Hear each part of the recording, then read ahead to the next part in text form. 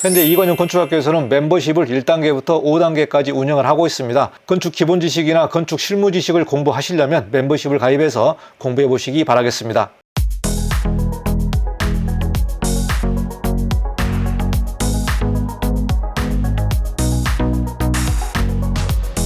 네, 안녕하십니까. 이관영 건축사입니다. 2025년도 이제 마무리를 하는 것 같습니다. 사업체를 운영하시는 대표님들은 2025년 12월이 벌써 26년이 시작된 걸로 보고 미리미리 준비하고 있는 그런 상황인 것 같습니다. 26년을 맞이하면서 건설 경기 전망을 좀 해보도록 하겠습니다. 25년도 상당히 어려웠는데 이 침체가 끝나고 회복이 가능할지 26년도 건설 경기 전망 여러분과 같이 살펴보도록 하겠습니다.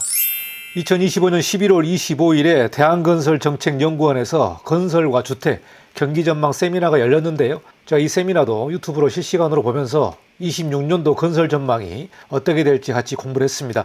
이 자료를 바탕으로 해서 26년 건설 전망이 어떻게 진행될지, 그리고 또 전문가들은 어떠한 의견을 가지고 있는지 여러분과 같이 공부해 보도록 하겠습니다. 먼저 대한건설정책연구원 원장이 경기 진단을 했는데요. 여기 키워드만 제가 여러분과 같이 공유를 해보도록 하겠습니다. 고물가, 고금리 여파가 지속되고 있다. 그리고 건설 경기 부진이 계속되고 있고 25년도에 트럼프 관세 전쟁 때문에 전 세계가 상당히 어려운 그런 상황에 있는 것 같습니다. 다행스럽게 관세 협정을 타결했습니다만은 26년에 또 어떻게 진행될지 그 부분도 좀 불안 요인으로 있다. 이렇게 보고 있고요. 거시경제 전반이 불확실하고 건설 현장 안전사고 문제가 대두된 그런 25년이 아니었나 그런 진단을 하고 있습니다. 25년도 새 정부가 들어서면서 건설 안전에 관련된 규제를 대대적으로 강화하면서 정말 언론에서 포스코 ENC가 많이 두드려 맞았습니다만은 지금도 이 안전 관련된 내용은 계속 진행되고 있고요. 26년에 건설안전특별법이 본격적으로 시행될 걸로 보고 있습니다. 그래서 이런 안전규제 강화가 추세되고 있고 주택시장이 양극화가 되고 있다. 지금 10월 15일에 부동산 대책이 나오면서 서울 같은 경우도 초양극화로 진행되고 있고요. 전체 나라로 보게 되면은 수도권과 지방, 그리고 수도권 내에서도 서울과 또 경기 지역, 또 서울 내에서도 한강벨트를 중심으로 해서 강남 지역과 그 외 지역에 초양극화 상황이 진행되고 있기 때문에 전 사회가 양극화로 지금 가고 있는 모습을 보여주고 있습니다. 수도권과 지방의 격차가 더욱더 크게 나오고 있고요. 문제는 주택의 아파트와 비아파트 간의 격차가 계속해서 벌어지고 있다. 이 부분이 대한건설 정책연구원 원장의 경기 진단이 되겠습니다. 본격적으로 세미나 자료를 중심으로 해서 핵심적인 내용만 여러분과 같이 살펴보도록 하겠습니다. 먼저 2025년 경제 성장률 및 주요 거시 변수 전망을 발표했는데요. 그러니까 25년도가 어떻게 진행됐는지 그 내용을 결산하고 있습니다. 여기 건설 투자를 보시면 2024년도에 마이너스 3.3%로 감소를 했는데 25년도가 왜 이렇게 어려웠냐면은 상반기에는 무려 건설 투자가 12.2%로 감소를 했고요. 하반기에는 6% 정도로 예상을 하고 있습니다. 그래서 지금 3분기까지 통계가 결산됐는데 4분기가 좀 좋아질 걸로 예상을 하고 하반기 통계를 6%가 감소할 것이다. 이렇게 보고 있는데요. 25년도 연간 건설 투자의 내용을 보면은 9.1%가 감소한 걸로 예상을 하고 있습니다. 상당히 큰 폭으로 감소한 부분을 보여주고 있는데 그만큼 2025년도 경기가 너무나 안 좋았다. 그리고 전문가들은 그 감소폭이 매우 심하다. 이 내용은 건설 경기가 안 좋다라는 것을 수치적으로 보여주고 있다고 말하고 있습니다. 여기서 2026년도 전망이 나와 있는데요. 대략 한 2.2% 정도로 증가할 걸로 보고 있습니다. 왜 그러냐면 25년도가 너무나 안 좋았기 때문에 기저의 효과로 2026년도에는 조금 오르지 않을까 이런 예상을 하고 있습니다. 그래서 지금 GDP 같은 경우도 건설 경기 때문에 계속해서 낮아지고 있고요. 대략 한 1%나 0.9%로 예상을 하고 있는데 건설 투자를 뺀다면 상당히 좋은 GDP 실적이 나옵니다만은 건설 투자가 워낙 많이 감소했기 때문에 전반적으로 GDP까지 떨어지는 상황에 있습니다. 여기 표를 보시면 민간 소비, 설비 투자, 그리고 지식 재생산, 상품 수출, 수입 모두 다 플러스인데요. 오직 건설만이 마이너스 9.1%이기 때문에 전 산업에서 건설이 너무나 안 좋은 그런 지표를 보여주고 있다고 결론을 내고 있습니다. 우리가 건설 경기에 관련된 내용을 볼 때에 인허가라든가 수주, 착공, 완공 이러한 주요한 건설 지표를 보게 됩니다. 여기서 보시면은 건설 지표가 선행지표가 있고 동행지표가 있고 후행지표가 있는데요. 선행지표 같은 경우는 인허가죠. 인허가 같은 경우는 건축 인허가 실적이 나오면서 앞으로 건설 경기가 이렇게 진행될 것이다, 이렇게 선행적으로 예측하는 부분이 바로 인허가가 되겠습니다. 그런데 인허가를 받아놓고 경기 상황 때문에 착공을 안 하는 경우도 있습니다. 또 계약을 안 하는 경우도 있고요. 그 다음 절차가 수주와 계약 단계인데요. 수주 같은 경우는 매달 발표하고 있고 약정까지 포함하고 있습니다. 그런데 이 수주가 건설 경기를 보기에는 좀 불확실한 면이 있습니다. 수주를 해놓고 계약을 안 할 수도 있기 때문에 수주 지표는 불확실한 그 내용을 보여주고 있습니다. 그 다음이 계약 지표인데요. 계약 지표는 분기별로 발표를 하고 있고요. 조금 더 정확한 지표라고 볼 수가 있습니다.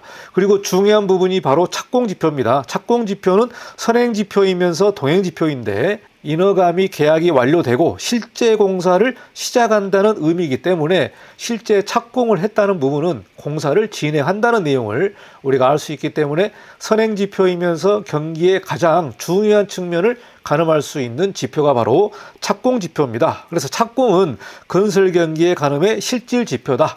그래서 제일 중요한 부분이 착공 실적이 어떻게 되느냐에 따라서 실질적인 경기가 어떻게 진행되는지 그 부분을 우리가 알 수 있습니다. 그 다음이 기성지표인데요. 기성지표는 공정에 따라서 기성이 발생하기 때문에 실제적으로 돈이 나가는 그런 대금 청구라든가 지급받는 금액이 바로 기성이 되겠습니다. 그래서 우리가 이 건설 지표를 볼 때 착공 지표가 매우 중요하기 때문에 이러한 내용까지 전반적으로 보면서 경기 상황을 좀 보도록 하겠습니다. 건설 지표를 하나하나씩 살펴보도록 하겠습니다. 먼저 건설 수주에 관련된 지표가 되겠습니다. 건설 수주는 명목 금액인데요. 공사비 상승까지 포함한 부분이 되겠습니다. 여기서 보시면 2023년도에 상당히 많이 감소를 했습니다. 이게 16.6%, 대략 한 17%가 급격하게 감소를 했는데요. 24년도는 23년도가 워낙 많이 떨어졌기 때문에 거기에 관련된 기저효과로 5.3%가 증가를 했고요. 25년 9월 누계를 보니까 2.26%가 증가를 했습니다. 그래서 소폭으로 증가한 부분을 보여주고 있는 게 건설 수주고요. 23년도에 17%가량이 감소했기 때문에 23년도가 그만큼 어려웠다. 22년도 하반기부터 건설 경기가 안 좋아지면서 23년도에 본격적으로 그 타격을 입은 게 바로 23년도가 되겠습니다. 25년도 결산을 보게 되면은 주체별로 전체는 2.2%가 올라갈 것으로 보고 있는데요. 공공이 6.7% 감소했습니다. 그러니까 25년 상반기 같은 경우는 탄핵 정국이었기 때문에 상당히 어수선했습니다. 그리고 새 정부가 들어오면서 25년 6월부터 본격적으로 새 정부가 들어섰는데 이런 문제 때문에 공공이 좀 수주가 집행이 지연됐었다. 이런 내용을 알 수 있을 것 같습니다. 그래서 공공이 6.7% 지연, 민간이 5.6%가 증가를 했고요. 공종별로 보게 되면 토목이 28.4%가 감소했기 때문에 정부의 SOC 사업이 그만큼 지연되고 있는 내용을 보여주고 있습니다. 건축은 17.5%가 증가를 했고요. 여기에서도 주거가 29.7%로 증가를 했고 비주거가 3.5%가 증가했습니다.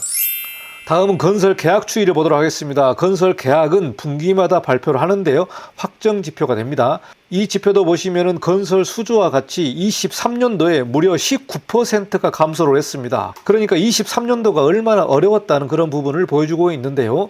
23년도가 너무나 많이 감소를 했기 때문에 그 감소 여파가 계속해서 지금까지 오고 있는 것 같습니다.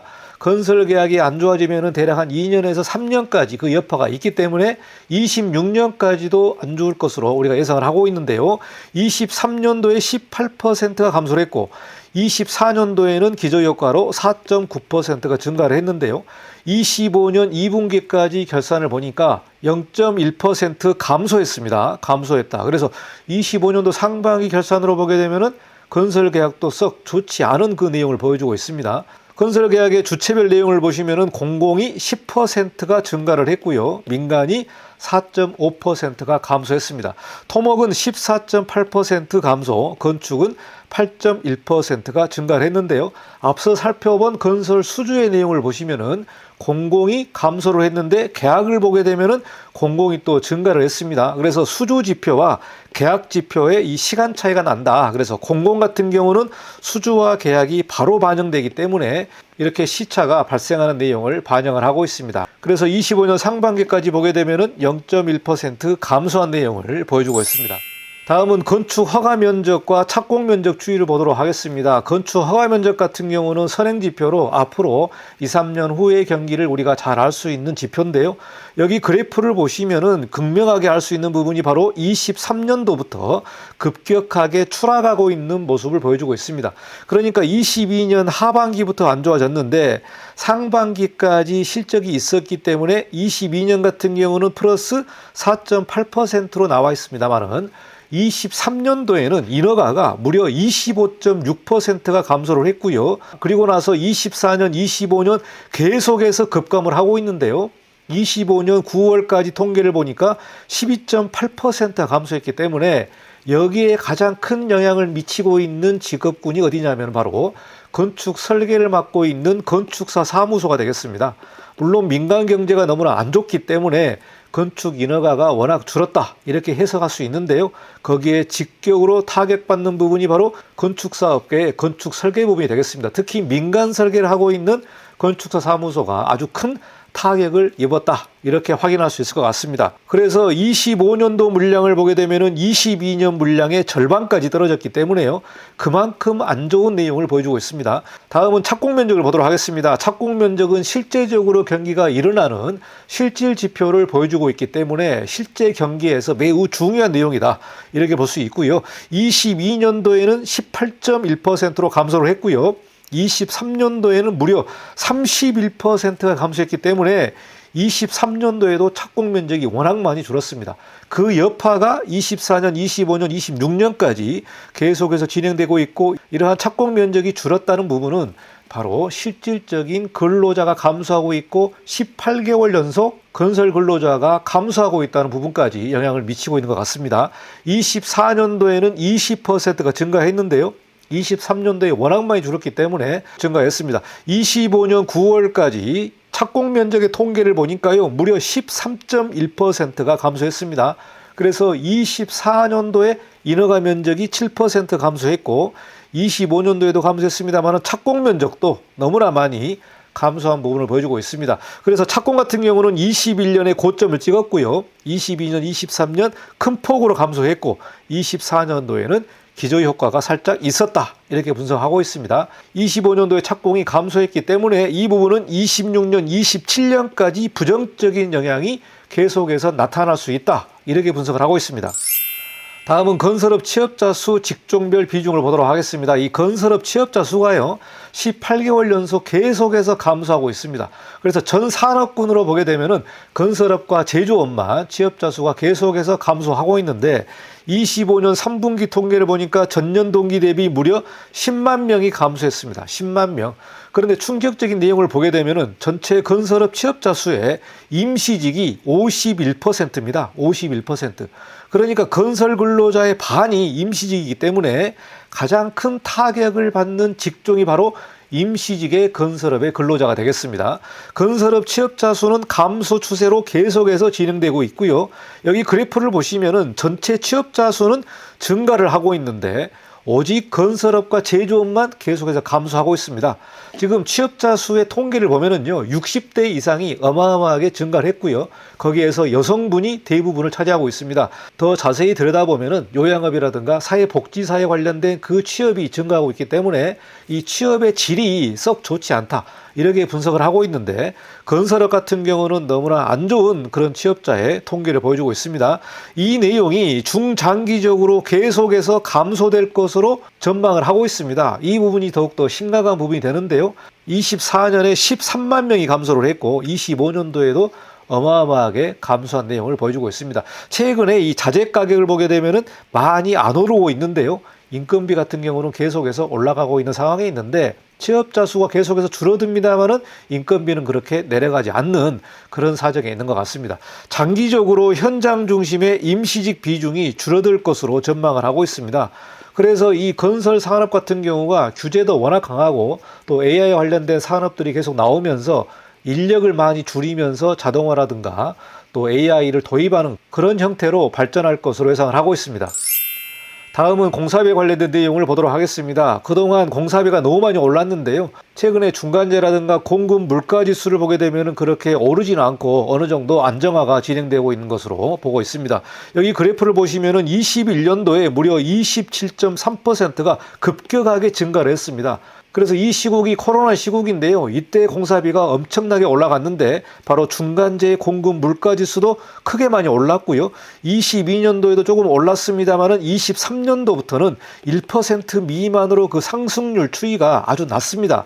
그래서 23년도부터는 안정화가 지금 진행되고 있는데 문제는 20년 대비해서 엄청나게 올랐기 때문에 우리가 체감하는 부분이 공사비가 너무나 올랐다, 떨어지지 않고 있다, 이렇게 우리가 느끼고 있습니다. 여기 건설공사비 지수를 보게 되면 상승률 추이가 나와 있는데요. 중간재 공급 물가지수와 똑같이 21년도에 급격하게 증가했습니다. 15%가 증가했고요. 22년도에는 6.8%, 23년도에는 2.8% 오르면서 코로나 시기 대비 대략 한 40% 정도가 공사비가 올랐습니다. 그러니까 20년 대비 무려 40%가 올라갔고요. 24년도, 25년도를 보니까 1% 내외로 공사비가 안정화로 지금 가고 있습니다. 그런데 문제는 코로나 때보다 너무나 많이 올랐기 때문에 공사비가 지금 떨어지지 않고 있고 대략 한 1% 내외로 올라가고 있는 내용을 보여주고 있습니다. 23년도부터 자재 가격은 안정되고 있고요. 글로벌 보호무역이라든가 국지적 분쟁 요인이 아주 잠재적으로 남아 있습니다만은 전반적으로 공사비 같은 경우는 안정화 단계로 진입한 것으로 해석을 하고 있습니다. 공사비 상승과 자재 수급 안정화에 대비를 해야 될 것 같고요.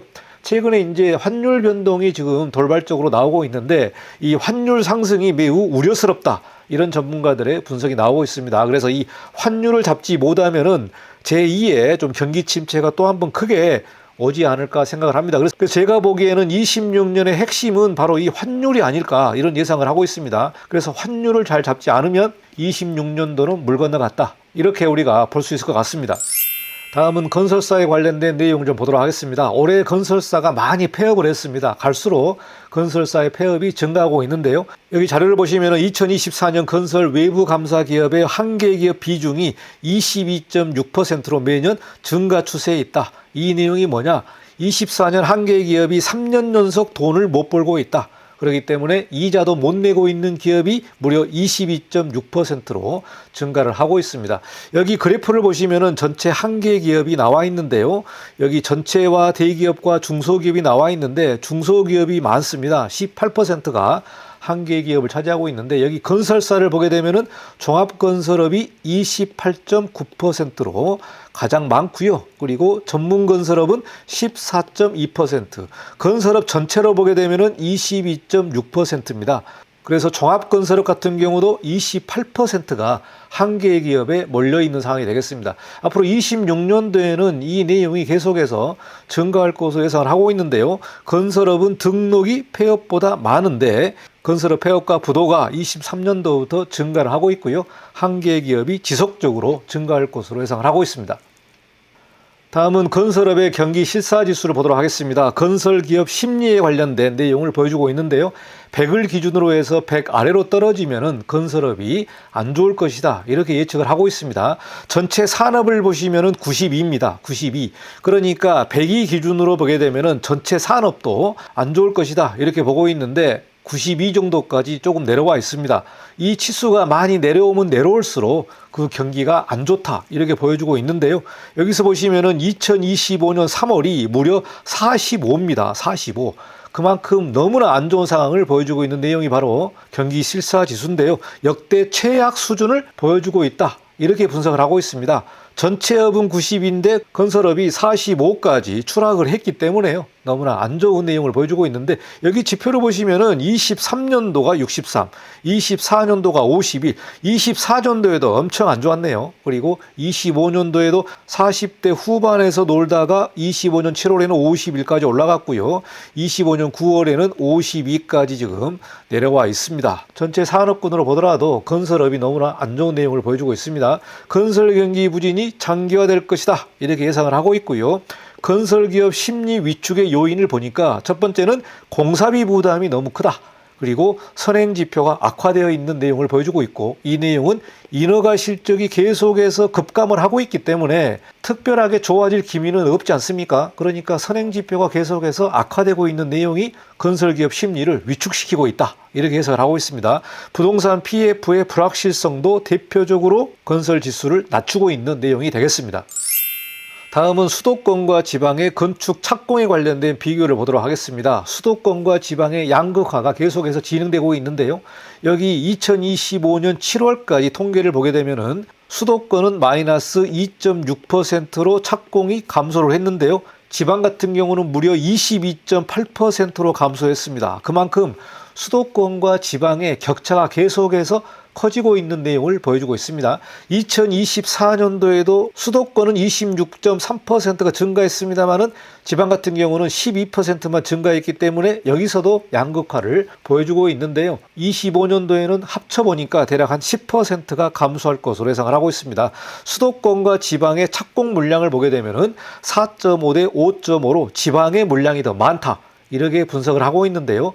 건설 시장이 양극화가 되면서 지방이 감소하게 된다면 전반적으로 착공에 관련된 증가는 어렵다, 이렇게 보고 있습니다. 우리가 심각하게 보는 부분이 지방의 경기가 거의 죽었기 때문에 전체적인 통계를 보게 되면 착공 물량이 계속해서 감소할 수밖에 없는 상황인 것 같습니다. 그래서 수도권만 압축해서 우리가 통계를 봐야 되지 않느냐, 이런 얘기도 있습니다. 워낙 지방이 안 좋다 보니까 수도권에서도 경기 지역과 서울만 좀 봐야 되지 않나. 그래서 지방의 물량이 줄어들면은 전체적인 경기에 영향을 미치는 것 같습니다. 그리고 주거용 건설이 건설 경기에 영향이 큽니다. 그러니까 아파트 시장이 안 좋게 되면은 건설 경기도 안 좋다, 이런 영향이 큰 것 같습니다. 지방의 주거의 가격이 침체되고 있고요. 지방 물량의 상승이 어려울 것으로 보고 있습니다. 그래서 이 내용을 보면은 구조적으로 건설 물량이 늘기는 어려울 것이다, 이렇게 보고 있는데, 그 원인은 바로 지방의 경기가 워낙 안 좋기 때문에 건설 전체로 보게 되면은 물량은 늘어나기 어렵다, 이런 내용을 분석을 하고 있습니다. 그리고 중요한 부분이 민간 부분의 건설 투자를 보여주고 있는데요. 전체적인 건설 투자에서 민간 부분이 대략 한 75에서 80%를 차지하고 있습니다. 그러니까 공공 부분은 많아봤자 25%밖에 안 되기 때문에 전체적인 건설 투자의 경기를 보게 되면은 민간 부분이 매우 중요한 부분이 되겠습니다. 여기 그래프를 보시면요. 2024년 1월에 조금 올랐다가 2024년 2월부터 급격하게 민간 부분의 건설 투자가 폭감을 하고 있습니다. 폭감을 하고 있다. 그래서 건설 경기가 올라가려면 민간 물량이 늘어나야 되는데, 여기 지표를 보더라도 민간 부분이 워낙 안 좋기 때문에 건설 경기가 워낙 안 좋다, 이런 내용을 보여주고 있습니다. 그래서 공공 부분에서 투자를 많이를 해도 건설 경기가 올라가는 데는 한계가 있는 부분이 바로 이 민간 부분의 건설 투자의 상황을 우리가 보게 된다면 26년도도 우리가 예측을 할 수 있을 것 같습니다. 그래서 세미나 내용을 쭉 보면서 요약 정리를 하게 되면은 민간 부분의 건설 경기는 26년에도 회복하기가 어려울 것이다, 이런 전망을 하고 있고요. 공사비 같은 경우는 안정화 추세로 가고 있습니다. 그래서 건설 수익을 기대할 수 있다, 이렇게 예측을 하고 있는데, 앞서 말했습니다마는 코로나 때보다 40%가 올랐기 때문에 지금 급등한 공사비 같은 경우는 안정화 추세로 가고 있습니다마는 20년 대비 워낙 많이 올랐기 때문에 모든 사람들이 공사비가 너무 많이 올라서 신축하기 어렵다, 건설하기 어렵다, 이렇게 느끼고 있기 때문에요. 이 부분이 건설 경기를 더욱더 악화시키고 있는 내용이 될 것 같습니다. 그리고 관세 문제, 환율 문제가 불안정해 있고요. 공사비 같은 부분도 이 환율 문제 때문에 불안 요인이 일부 좀 숨어 있다, 이렇게 분석을 하고 있고요. 26년 같은 경우는 이제 안전규제가 강화되고 있습니다. 그래서 노란봉투법을 시행하고 또 중대재해법이라든가 건설안전특별법을 통합을 해서 건설안전특별법을 본격적으로 시행할 것으로 보고 있습니다. 이 부분이 시장에 영향을 미칠 것으로 보고 있고요. 안전사고의 대부분이 중소업체에서 많이 발생하고 있기 때문에 현장 부담을 줄이는 정책을 필요하다, 이렇게 건설업계에서는 하소연을 하고 있습니다. 최근에 안전사고에 관련된 통계를 보니까요, 25년도에 그 사망사고가 24년보다 더 많이 늘었습니다. 정부에서 안전규제를 대대적으로 강화하고 있습니다만은 사망사고가 더 늘어나고 있는 추세를 보게 되면 처벌 위주보다도 안전사고를 예방하는 교육 차원으로 그렇게 예방 쪽으로 가야 되는 게 맞지 않느냐, 건설업계는 그렇게 보고 있습니다. 그래서 그동안 3번의 장기 침체가 있었는데요. 외환위기의 침체가 있었고요. 금융위기 그리고 이번에 3차 침체가 있습니다. 그런데 전문가들이 분석을 하게 되면 이 침체가 어떻게 회복할 것이냐 이렇게 예측을 하고 있는데 첫 번째는 L자형으로 갈 것이다. 그러니까 쭉 떨어졌다가 계속해서 장기 침체로 가는 말 그대로 일본에서 겪은 장기 침체로 갈 것이다. 이렇게 보고 있고요. 두 번째는 나이키형 그러니까 급격하게 떨어졌다가 완만하게 올라가는 나이키형의 회복이 예상된다. 이렇게 분석하는 전문가들도 있습니다. 그래서 건설 전망에서 보게 되면은 나이키형 회복을 예상을 하고 있는데요. 특별하게 좋아질 기미가 없는데 완만하게 쭉 조금씩 회복하지 않을까 그런 예상을 하고 있고요. 우리가 지금 수도권과 지방의 양극화가 심화되고 있는데 바로 K자 흐름 그러니까 수도권은 올라가지만 지방은 떨어지는 말 그대로 K자의 그래프가 앞으로 계속해서 나올 것이고 이 격차는 앞으로 더 크게 벌어질 것으로 보고 있습니다. 정말 심각한 부분이 지방의 시장이 다 죽어가고 있기 때문에 지방건설의 시장을 어떻게 살릴까 이런 고민을 합니다만은 분명히 한계는 있을 것이다 이렇게 예상을 하고 있습니다. 결론적으로 2026년도 건설 경기 전망이 나와 있는데요. 건설 투자 부분을 보도록 하겠습니다. 건설 투자는 모든 부분의 투자를 다 합해서 예측을 하게 되는데 한국은행 같은 경우는 3.8%가 증가할 것이다. 그래서 올해 마이너스 8.3%로 예측을 하고 있는데요. 올해 너무 많이 떨어졌기 때문에 26년도는 올라갈 것이라 보고 있습니다. 현대경제연구원은 2025년도에는 7% 감소인데 26년도는 2.6% 그리고 KDI는 25년도에 9.1% 감소했는데요. 26년도에는 2.2%가 증가할 것으로 보고 있다. 이렇게 내용이 나와 있고요. 대한건설정책연구원 주로 건설 정책에 관련된 내용들을 많이 연구하는 연구소가 되겠는데요. 대한건설정책연구원은 25년도는 마이너스 9% 그리고 26년도는 2%가 증가할 것으로 예측을 하고 있습니다. 여기서 보시면은 KDI와 대한건설정책연구원은 보수적으로 많이 보고 있는 것 같습니다. 그래서 9% 감소, 내년에는 2% 내외로 증가할 것으로 예상을 하고 있습니다. 그래서 26년도에는 25년도보다는 조금 좋아질 것이다. 왜? 25년도가 너무나 많이 안 좋았기 때문에. 여기서 보시면은 24년도가 마이너스 3.3%잖아요. 그런데 25년도가 9%면은 무려 3배 넘게 폭락을 한 부분을 보여주고 있기 때문에 25년도가 최악의 상황을 보여주고 있는 내용을 말하고 있습니다. 그래서 건설 경기에 관련된 부분을 보면은 건설 투자가요 24년도의 GDP의 13%를 차지했습니다. 25년도는 대략 한 11%로 예상을 하고 있는데 건설 투자 부분이 OECD 국가에 비해서 높은 수준인 것은 사실입니다. 그런데 이 부분이 서서히 하향 방향으로 나갈 것이다. 그래서 건설 부분이 계속해서 감소할 것이다라고 예측을 하고 있습니다. 장기적으로는 질적 성숙의 전환이 필요하고요. 지역 경기를 어떻게 살릴 건지 고민을 해야 된다는 부분을 말하고 있는데요. 일본 같은 경우도 부동산 침체가 되면서 우리와 똑같은 상황을 한번 겪었다고 얘기를 하고 있습니다. 그래서 건설의 물량이 많이 줄어들면서 질적으로 어떻게 전환할 것인가 그 부분을 고민을 했는데 현재 AI 시대가 들어가면서 건설 같은 경우도 산업적으로 질적으로 또 기술적으로 성숙해야 되는 그런 전환점에 있고 변곡점에 있다. 이런 분석이 많습니다.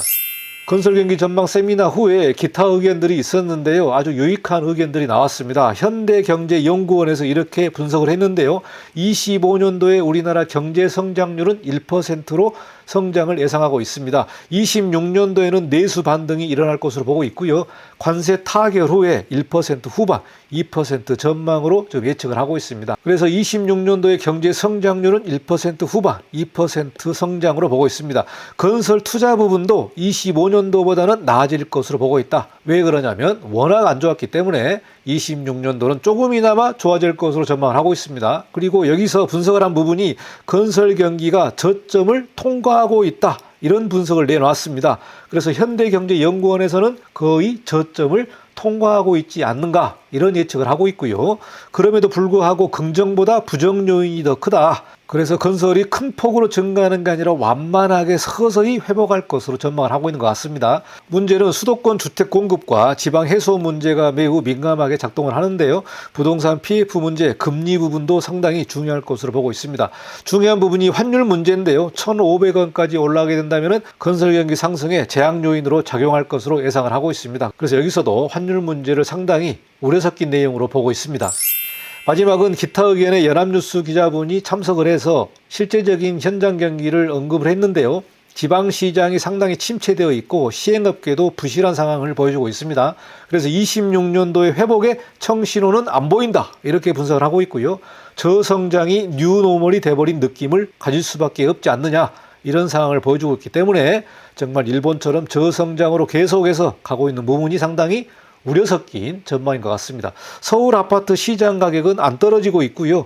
코로나 이후에 돈이 너무나 많이 풀렸기 때문에 이 부분이 부동산 시장으로 지금 가고 있는 것 같습니다. 최근에 정부에서 규제를 강하게 하고 있습니다만 그 규제 효과가 무색할 정도로 아파트 값은 올라가고 있다, 이 부분을 보여주고 있고요. 정부 정책의 타이밍 문제도 지금 짚고 있습니다. 그래서 정책 내용, 특히 토지 허가 구역제 같은 경우도 너무나 좀 과하게 진행을 하고 있지 않는가, 이런 우려 섞인 내용을 말하고 있는데요. 건설 경기에서 주택 부분이 상당히 중요합니다. 그래서 LH에 주택 공급을 시행을 맡기겠다, 이렇게 정부에서 발표했는데 시장에서는 그 신뢰성을 정말 가질 수 있을지 의문이 큰 것 같습니다.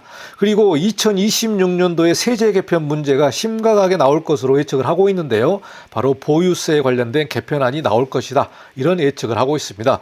다주택자 양도세 중과 문제, 그리고 이 부분은 지방선거 후에 발표할 것이다, 이렇게 예측을 하고 있는데, 지방선거가 끝나게 된다면 본격적으로 부동산 세제 개편에 관련된 부분들이 하나둘씩 나올 것으로 예측을 하고 있습니다. 지금 현재 정부에서는 주식의 시장을 띄우려고 하고 있습니다만 주식과 코인으로 돈을 벌면 그 돈이 결국에는 부동산으로 갈 수밖에 없기 때문에 아무리 부동산을 강화시켜도 주식과 코인에서 돈을 벌면 다시 안전자산으로 부동산으로 가고 있기 때문에 이 부동산의 가격이 올라갈 것이다, 이런 예측을 하고 있습니다. 그래서 전반적으로 이 정책을 한꺼번에 다 살펴봐야지 부동산을 죽이고 주식을 띄운다, 이 부분은 오히려 부동산을 더 올리게 되는 그런 상황으로 간다, 이런 의견이 있어서요. 상당히 중요한 내용들이 여기 의견에 나온 것 같습니다. 여기까지 장시간에 걸쳐서 2026년도 건설 경기 전망을 했는데요. 대략 한 2% 정도로 증가할 것으로 보고 있고요. 25년도는 거의 9% 감소, 너무나 큰 폭으로 감소한 부분을 보여주고 있기 때문에 25년도는 정말 최악의 상황이었다, 이렇게 볼 수 있을 것 같습니다. 26년도에 조금은 회복을 하겠습니다만은 25년도가 너무나 안 좋았기 때문에 그 기저효과로 2%가 올라가지 않을까, 이런 예측을 하고 있는데, 전반적으로 보게 되면은 긍정적인 요인보다는 부정적인 요인이 아직도 많이 남아있는 것으로 보고 있고, 양극화가 극명하게 진행되고 있고 지방 상황이 너무나 안 좋기 때문에 전체적인 건설 경기 같은 경우는 특별하게 썩 좋아질 기미는 없는 것으로 보고 있습니다. 여기까지 건설 경기 전망을 마치고 다음 시간에 또 다른 내용으로 여러분과 같이 공부해 보도록 하겠습니다. 감사합니다. 이관용 건축사였습니다. 현재 이관용 건축학교에서는 멤버십을 1단계부터 5단계까지 운영을 하고 있습니다. 건축 기본 지식이나 건축 실무 지식을 공부하시려면 멤버십을 가입해서 공부해 보시기 바라겠습니다.